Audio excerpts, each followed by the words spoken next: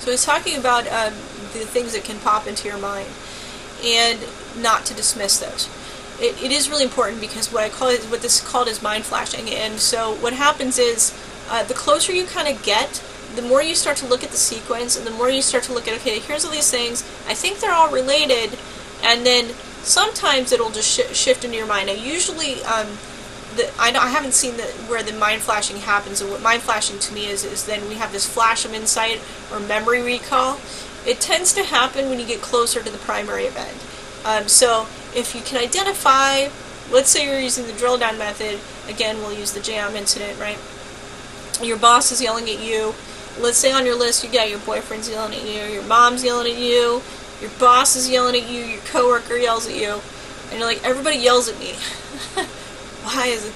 And then you start, well, the first time, I felt people yelled at me, and you check it, like, between the ages of 1 and 3, for example, you know what, that event, if it's a big deal, if it was a big deal to you, it's probably going to pop out in your mind and be like, I dropped this jam when I was little. And as an adult, we're like, this is stupid.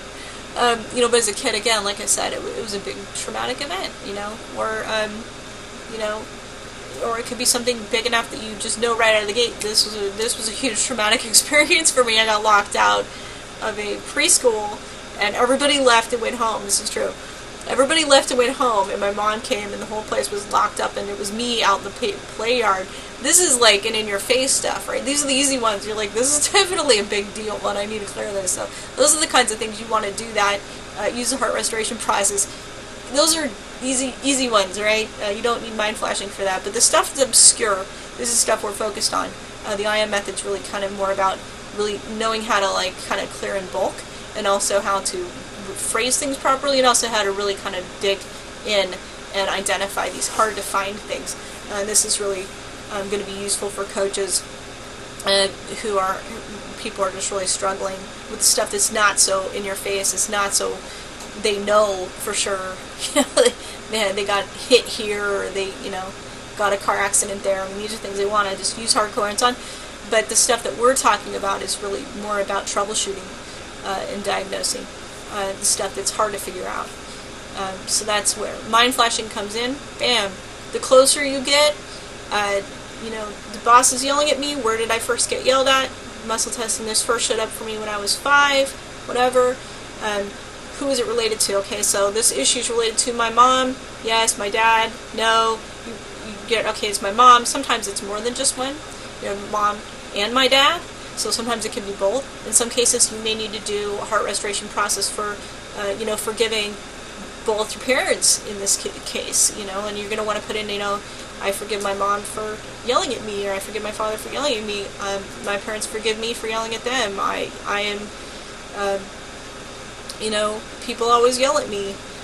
People always respect me. People always speak to me in a kind way. These are the kinds of things you want to, literally, you're going to put some thought into this, people. You're literally redefining your agreements with the universe. You're really changing your agreements with your entire existence. So put some time into this, put some thought into it, especially on the primary event stuff, really. You want to really put a little time and thought into it, look at it from every aspect, look at it from the me and to other, and so that's kind of what, but the mind flashing is the stuff, as you get closer, bam, that flash will come into your mind of, I think it was this, don't dismiss it, muscle test for it, and see if that really is the thing. Like, this is related to, or this is the first time this showed up for me. So, dropping the jam was the first time I got yelled at, or dropping the jam was the traumatic incident, or this is related to me dropping the jam. This issue is related to me dropping jam when I was 3. Yes. Bam. There it is.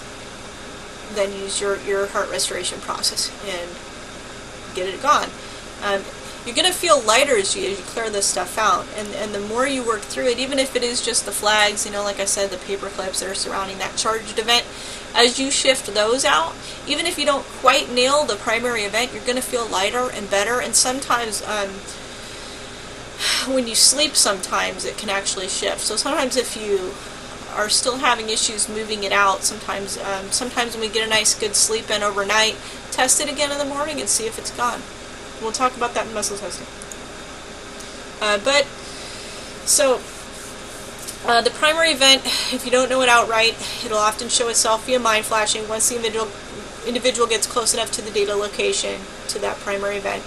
Mind flashing events are key. They should not be overlooked, set aside, or ignored.